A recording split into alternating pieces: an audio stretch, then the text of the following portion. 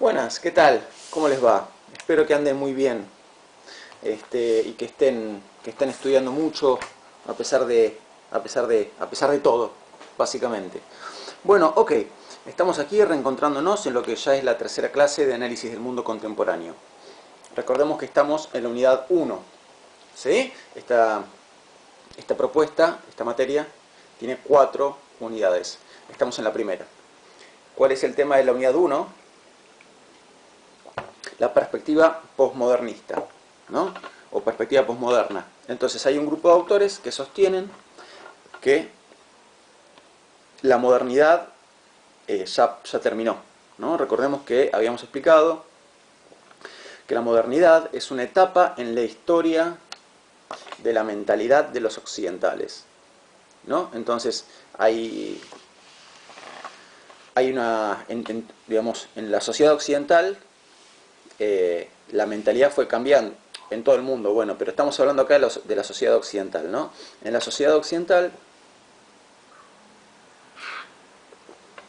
la mentalidad fue cambiando con el transcurso del tiempo. La mentalidad, por ejemplo, de la época de la antigüedad no es la misma que ahora. La mentalidad medieval no es la misma que la de ahora tampoco. Bueno, ¿cuál es la mentalidad de la que nos interesa hablar? La mentalidad, el tipo de mentalidad social, digamos, eh, de la que nos interesa hablar en esta unidad. La mentalidad posmoderna, ¿sí? Entonces, hay un grupo de autores que sostienen que efectivamente estamos ya en una mentalidad posmoderna, porque la mentalidad moderna pasó, terminó. Recordemos que no todos los autores creen esto, ¿sí? Los autores tienen diferente opinión. Algunos creen que no existe la posmodernidad, que estamos en una modernidad en decadencia, pero eso no significa que estemos en una posmodernidad. Bueno, hay muchos que sí, ¿no? Entonces, uno de ellos es Lyotard, el autor que estamos estudiando. Ok. Entonces, trabajamos ya con las secciones 1, 2 y 3 del libro. Y las últimas cosas de las que habíamos hablado había sido esta idea de que al hablar, esto es importante porque tiene que ver con la manera en que trabaja el autor, con la manera en que encara los temas, ¿no? Con la manera en que encara los temas. Esto iba a decir, para este autor, ¿no? Hablar no es solamente hablar, hablar es un acto, hablar es un acto. Entonces cuando hablamos estamos actuando. Bueno, esto es importante, bueno, es importante para entender igual más que nada el capítulo 5. Hoy vamos a explicar el 4. Pero retengamos esta idea de que hay actos de habla, ¿no? Eh, Uno podría preguntarse, ¿siempre al hablar estamos actuando? Bueno, quizá no siempre, pero en principio muchas veces hablar es más que solo hablar. Hablar es también actuar. Bueno, ok. ¿Cuál es el tema que nos ocupa ahora? Vamos con la sección 4, ¿no? La sección 4 va a hablar de lo que llamamos el lazo social. Lazo social. ¿Sí? Bien. ¿Qué entendemos por lazo social? El lazo social es el vínculo que conecta a las personas que forman parte de una sociedad. Ustedes y yo estamos conectados por lazos. Esto es un lazo. Ustedes con sus compañeros y compañeras del curso también, por lazos. Ustedes con su familia, por lazos. Ustedes con sus compañeros de trabajo, por lazos. Con su jefe, por lazos. Jefe del trabajo, ¿no? Entonces, la sociedad está hecha de personas y esas personas están conectadas entre sí por lazos. A eso lo llamamos lazos sociales. Son las conexiones que hay entre las personas que forman parte de una misma sociedad. Ok. Bueno, ahora. La pregunta a la que queremos poder contestar es, ¿cómo es el lazo social en la posmodernidad? Entonces vamos a anotar eso.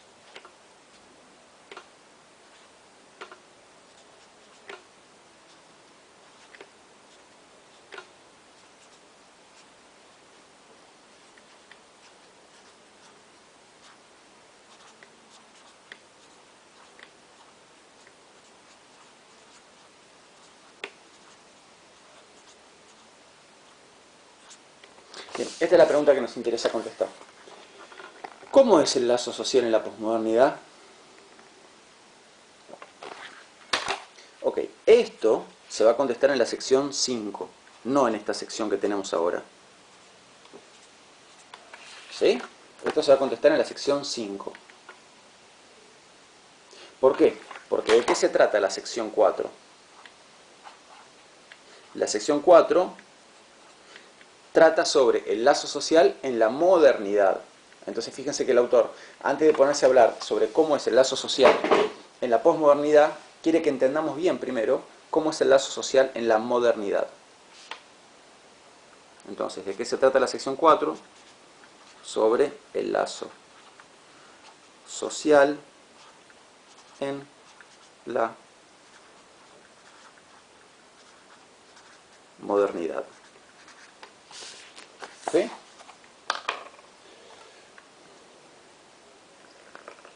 Bien.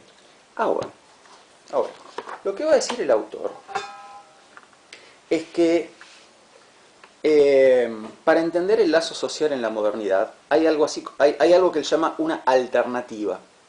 Alternativa. A ver. Alternativa.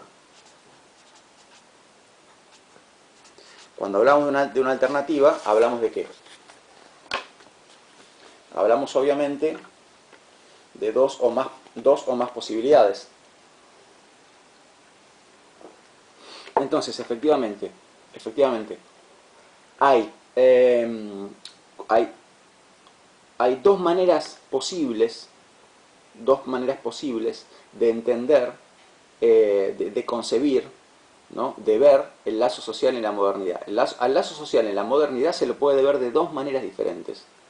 Repito, al lazo social en la modernidad, al lazo social moderno, se lo puede ver de dos modos diferentes. Por eso habla de una alternativa.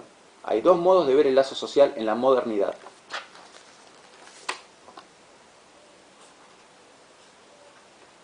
Bien. Vamos con la primera de esas alternativas. Según la primera de esas alternativas, la sociedad constituye un todo unificado.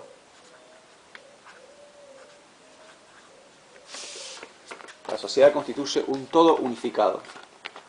O sea, la sociedad es una unidad. Es una unidad. No hay nadie, digamos, que esté aislado en la sociedad, sino que la sociedad es como, por ejemplo, como un organismo viviente, ¿no? Entonces, para los autores que tienen esta perspectiva,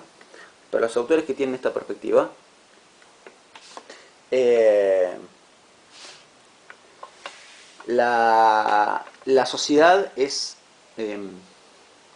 un bloque indisoluble, un bloque que no se puede disolver. Es como un organismo viviente, como decía recién.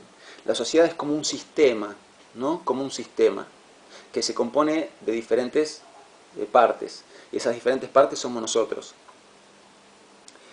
Entonces, ¿quiénes son los autores que forman parte de esta perspectiva? Muchos. Anoto un par de ejemplos. Anoto uno de los más antiguos y uno de los más recientes.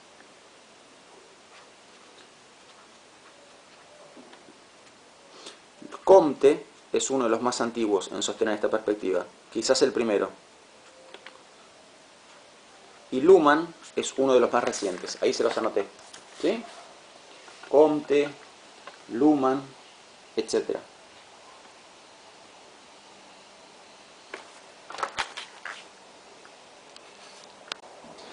Bueno, entonces, para estos autores, a ver, ¿cómo funciona la sociedad? Yo decía, como un organismo viviente, como un sistema. ¿Cuál sería la idea? A ver, la sociedad viene a ser algo así como un organismo viviente, ¿no? Que está hecho de células. Las células son cada una de las personas. Esas células cumplen diferentes funciones. Entonces, cuando tenés muchas células que cumplen una misma función o trabajan para una misma tarea, esas células se agrupan formando ¿qué? Formando un tejido, por ejemplo un músculo. Todas esas células cumplen la misma función, contraerse para permitir el movimiento. Si vos tenés, por ejemplo, células cuya función es absorber nutrientes, entonces esas son células intestinales y se agrupan formando que un intestino. Vos tenés células cuya función es, qué sé yo, defender al organismo de amenazas externas. Esas células son glóbulos blancos, ¿sí? Y se unen en nódulos linfáticos y así sucesivamente. Entonces, y todo contribuye ¿a qué? A un gran organismo, a un gran organismo. Entonces, la sociedad sería, esto es una metáfora, ¿no? Es una metáfora. No es que la sociedad es realmente un gran organismo, esto es una metáfora. Pero esta metáfora es la metáfora que utilizan muchos de estos autores para que se entienda a qué se refieren cuando hablan de que la sociedad es una unidad. ¿No? Es una unidad como que, como nuestro cuerpo es una unidad. Vos podés, digamos, ver una célula separada, la podés ver separada, pero en realidad esa célula no funciona separada. Funciona dentro de un organismo. Separada no puede hacer nada. Entonces, en esta metáfora, las células del organismo venimos a ser nosotros como miembros, ¿no?, de la sociedad. Y nosotros cumplimos diferentes funciones y nos agrupamos. Entonces, por ejemplo, los docentes somos células que cumplimos una cierta función. ¿Y cuál es el órgano en el que nos agrupamos? Así como, no sé, las células que cumplen la función de absorber nutrientes se agrupan para formar un intestino. Los individuos que cumplimos la función de enseñar nos agrupamos ¿en qué? En instituciones educativas. Escuelas, universidades, profesorados, etc. Hay células de la sociedad cuya función es, supónganse, edificar, cuya función es, supónganse, producir alimentos, cuya función es, no sé, manejar medios de transporte. Entonces, todos tenemos diferentes funciones, ¿no? Y según nuestras funciones nos agrupamos.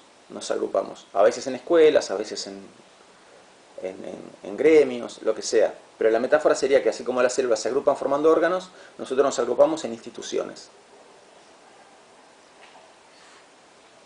Bien. Y la sociedad, para funcionar bien, necesita de la totalidad de esas instituciones y de la totalidad de las personas que forman parte de esas instituciones, ¿no?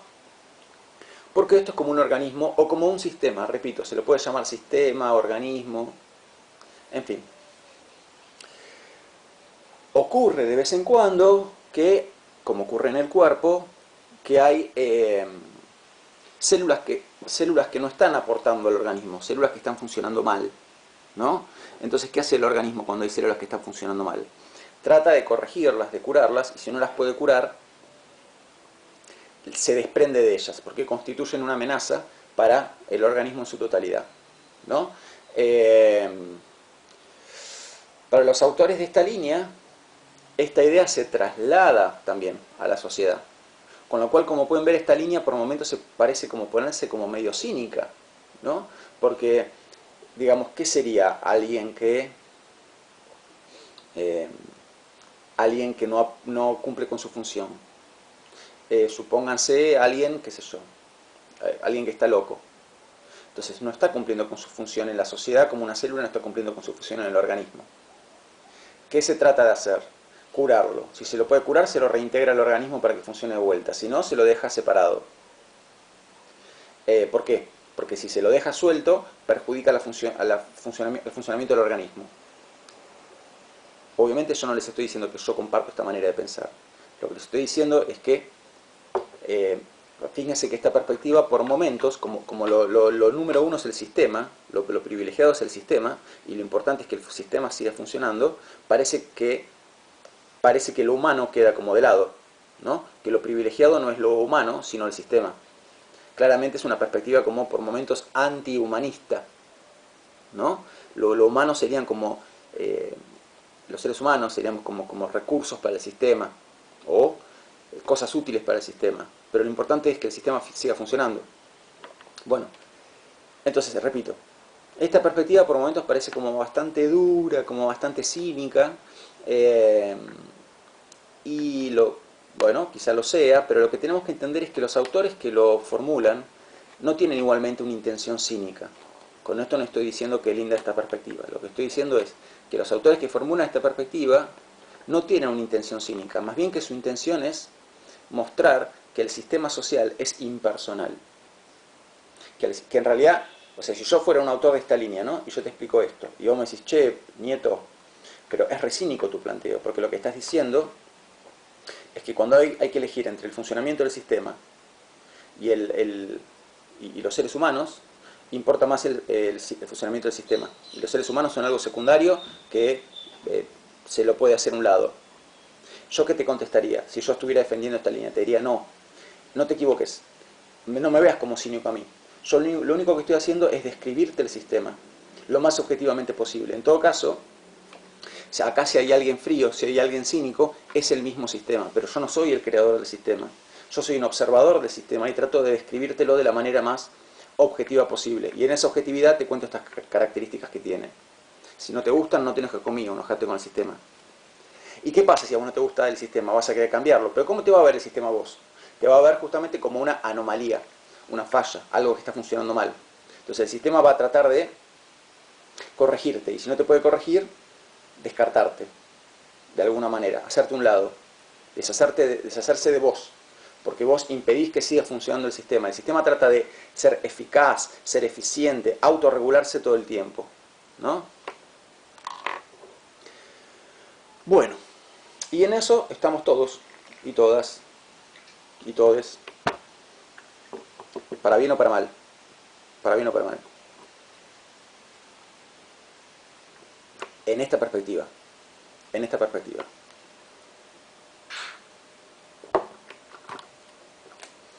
Ok,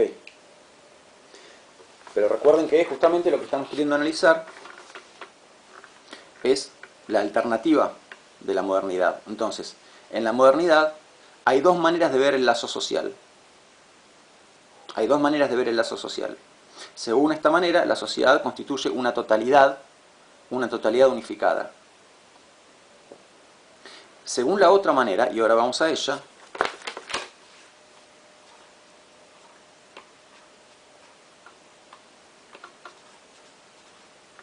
la sociedad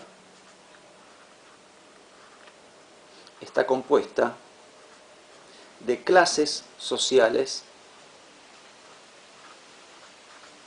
en lucha. Clases sociales que están luchando entre sí. Están luchando entre sí. ¿Qué quiere decir que están luchando entre sí?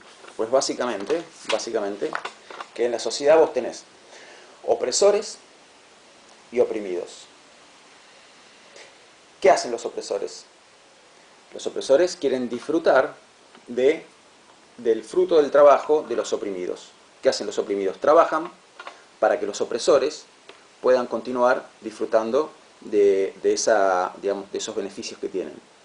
Trabajan porque quieren, o sea, ¿lo hacen porque quieren los oprimidos? No, sino porque no les queda otra. ¿Y por qué no les queda otra? Porque los opresores, digamos, metafóricamente hablando, tienen las barajas marcadas para que así sea. Tienen todo armado para que así sea. Entonces, por ejemplo, si estamos hablando de una fábrica. En una fábrica vos tenés, digamos, ¿quién cumpliría ahí el rol de opresor? El dueño de la fábrica. ¿Y quién serían los oprimidos? Los trabajadores de la fábrica. Entonces, ¿qué quiere el dueño de la fábrica? Que los trabajadores trabajen para él, ¿no es cierto? Que trabajen generando una rentabilidad. ¿Para qué? Para que él, el dueño de la fábrica, se quede con esa rentabilidad, con la mayor parte de esa rentabilidad. Y de esa rentabilidad les da poquito a los trabajadores, lo suficiente para que sigan viniendo a trabajar para él. Pero a los trabajadores les gusta esto, a los oprimidos les gusta esto. Obviamente no.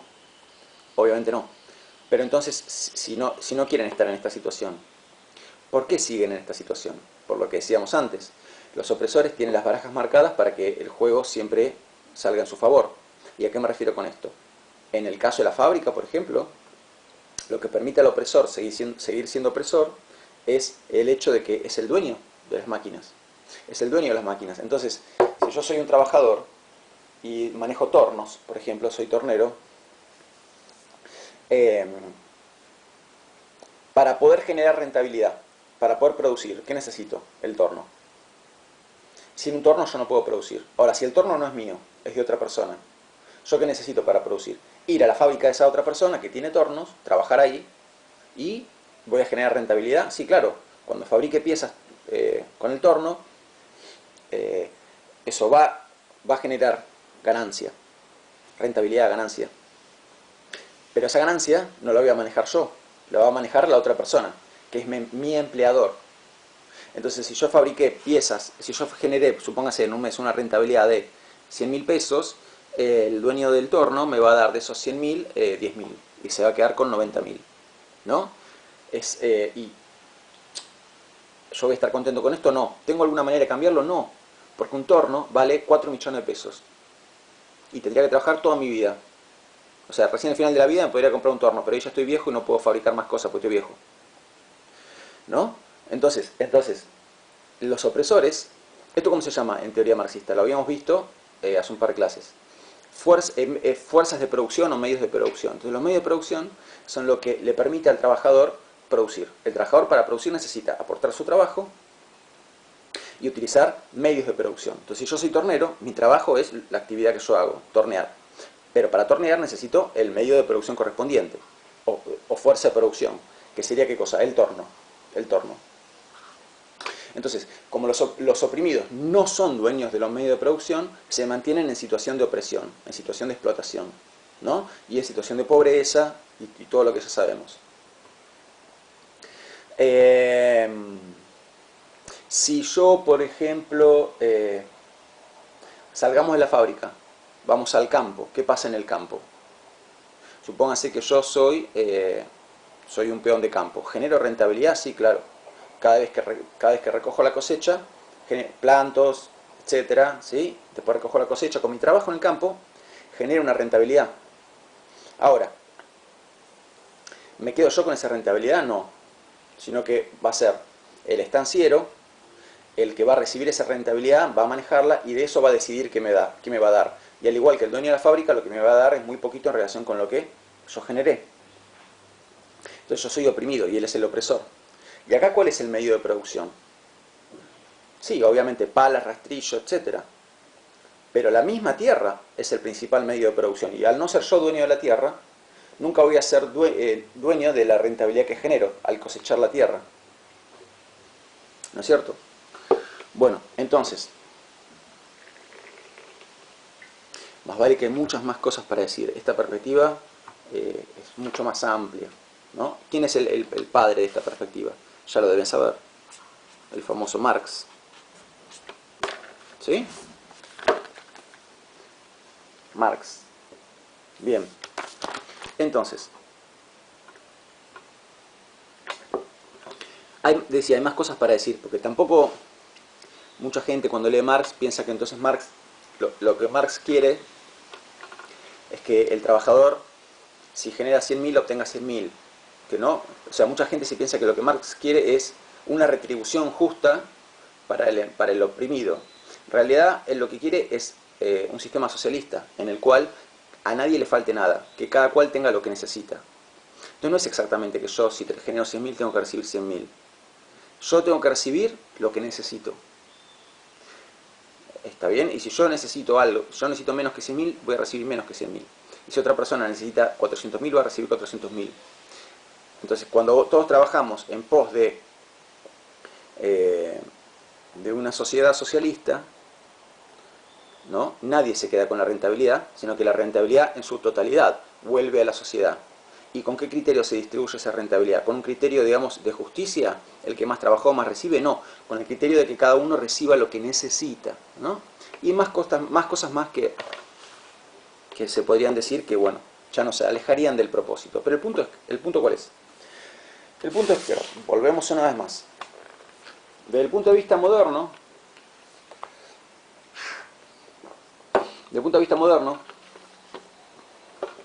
hay dos maneras de concebir el lazo social. O bien vemos a la sociedad como un todo unificado, una totalidad unificada, un sistema que tiene partes y para funcionar bien necesita que cada una de esas partes haga lo suyo, y cuando una parte no hace lo suyo se resiente el sistema en su totalidad y el sistema va a buscar autorregularse y funcionar bien de por sí solo, etcétera, etcétera. Desde el punto de vista de Marx y del socialismo científico en general, socialismo científico se llama la teoría creada por Marx, entonces desde este punto de vista la sociedad está compuesta de clases en lucha, ¿no? Esas clases son fundamentalmente, o sea, esas clases ¿cuáles son? Los opresores y los oprimidos. Y están en lucha, ¿por qué? Porque sus intereses están contrapuestos. Lo que unos quieren es opuesto a lo que otros quieren.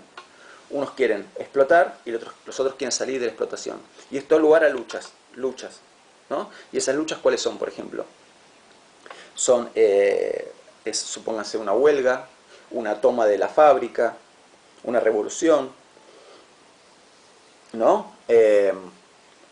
¿Cómo se vería una toma de la fábrica, una huelga, perdón, una revolución, etcétera, desde el punto de vista Por ejemplo, una huelga, desde este punto de vista. ¿Cómo se la ve?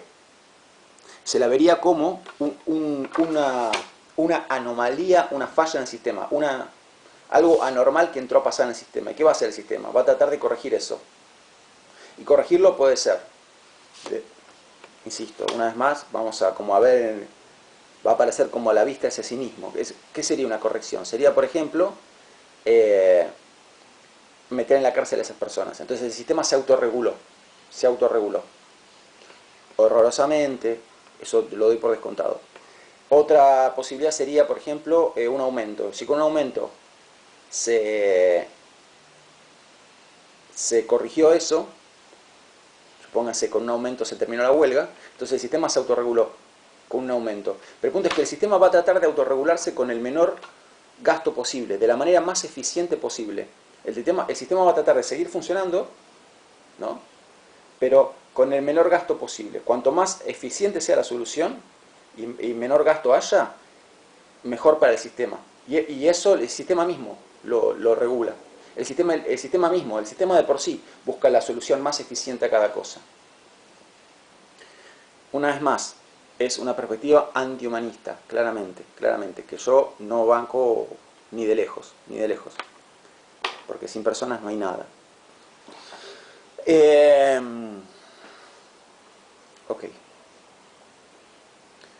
Bien. Bueno, digamos, Lyotard nos va a decir que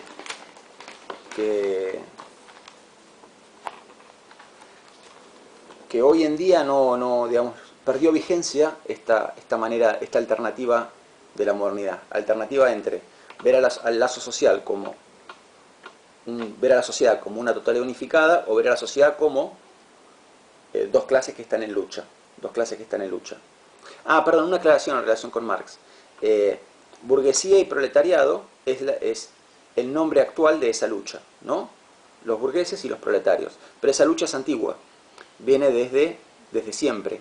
Entonces, según la sociedad de la que estemos hablando, los opresores van a tener tal o cual nombre y los oprimidos, decía, según la sociedad de la época histórica de la que estemos hablando, los opresores van a tener tal o cual nombre y los oprimidos tal o cual otro nombre. Entonces, por ejemplo, en la época de los griegos, ¿quiénes serían los opresores? Los amos. ¿Y quiénes serían los oprimidos? Los esclavos. En la época medieval, opresores serían el señor feudal y su familia y la realeza, y los oprimidos, los campesinos, ¿no? Entonces, siempre hay opresores y oprimidos, siempre.